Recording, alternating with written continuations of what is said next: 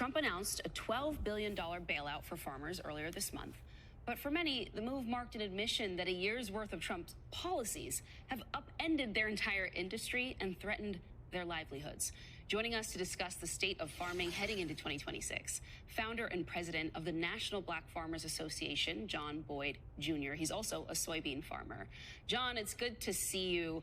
So walk me through how the impact of Trump's policies are being felt and seen at the tail end of 2025. How would you grade this past year for farmers? Thank you very much for that question. I would have to give the president an F minus. F minus? F minus. He came right into this country, right into his presidency, and imposed tariffs on China, Mexico, Canada. China was buying all of America's soybeans. Mexico was buying corn, and we were getting a lot of fertilizer from Canada. President imposed tariffs there. His tariffs didn't work the first time he was president in this country. They didn't work the first time. He came right back in and done the same thing. When the president came into his first term, I was selling soybeans for $16.80 a bushel. The price dropped all the way down to less than $8 a bushel. He got elected again, and then he imposed tariffs again. And I had to stop selling stop harvesting my soybeans for the first time in my 42-year career. I've been producing soybeans in America for 42 years. This is the first season I had to stop harvesting soybeans because the grain elevators were full because China was not buying any soybeans. My mortgage is due tomorrow, January 1st, my mortgage is due. I don't have enough money to pay that mortgage as I sit here and speak to you. And now this president announces $12 billion, but the farmers can't get the money until February. And I just explained to you that farmers' notes are due and between November and January. Mine is due in January. All of these things has happened on this president's watch. He keeps saying Joe Biden is the cause of this. This is not Biden's mess. This is President Trump's mess. He came right in here and done it. He needs to own up to it. The bailout that he's proposing, $12 billion, is a drop in the bucket for agriculture, people. It really is. He gave $40 billion to Argentina, where that money should have been coming to America's farmers if he wants to save farmers. The average size of a farm for a black-owned farm is roughly 50 acres. He's proposed them $30 an acre, and this proposed bailout, that's about $1,500, people.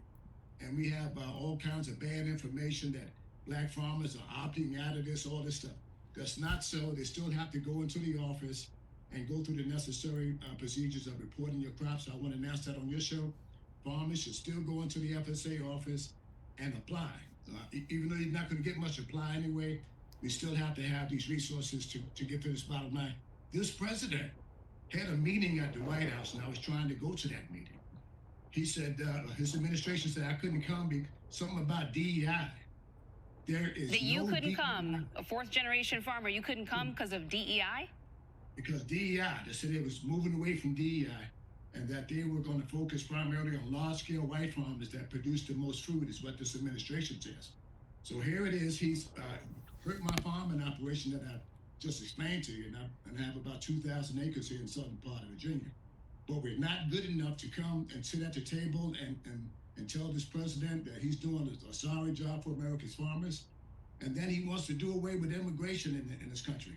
Somalians, Ethiopians, anybody that look like John Boyd, he wants to ship them people out on the deadline, but he wants to bring white farmers into this country from South Africa and give them a fast path to citizenship, land out of inventory in the homestead, things that they've never done in this country for a black person that looks like me. That's why I give this president a F minus. One, he says because I'm black, that's pretty much what they're saying, people, that I can't come to the meeting. But I want to tell you, there's no DEI on my farm. My cows eat the same amount of hay as a white man's cows. I have to be able to produce a crop in this country. All of these things. The DEI is required when I leave this because of the companies and how they're treating black farmers in this country. We basically lost all of our land.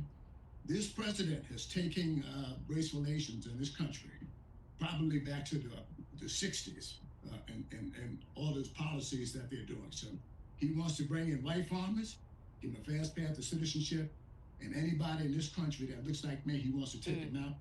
But I want to say this. He made a mistake by taking immigrants out of this country. They're doing a lot of work that many Americans do not want to do in this country. And he hurt agriculture. And he sold his base out, which is white farmers in this country, when he did that $40 billion bailout. And I've seen them all on your network telling you, and I've been out here 42 years. I've never seen they're being squeezed in all the ways that you've described, and that's not even to mention the fact that the expiring healthcare subsidies are going to hurt many farmers as well. John Boyd, you've done such an incredible job spelling out the connections between all of these pressure points. And I got to say, we're going to have to bring you back on to talk about that piece about the White House and the DEI allegations, because that deserves a lot more scrutiny. John Boyd Jr., it's good to see you. Thank you so much for... Happy New Year to you. Happy New Year. And please keep us posted about your farm. I know you've got some tight deadlines here with the bills due, but the bailout delayed, so... And I have to say this, these foundations in the country, don't be afraid of Trump. Step up and support America's farmers. Don't run away from us because they look black and all this stuff. It's the wrong thing to do. It's not the right thing to do at this particular time in history. And America, guess what? Donald Trump will wind up on the wrong side of history. You heard it from John Boyd, and I said it on your show. This is not the American way. This isn't bringing the country together. This is the worst administration I've seen in my 42-year career. Thank you for having me. John Boyd Jr., thank you. And I know your family roots in farming go deep, so I hope you are able to hold on tight to them. Yes. Thank you. We're going to hold on, and I'm putting God first.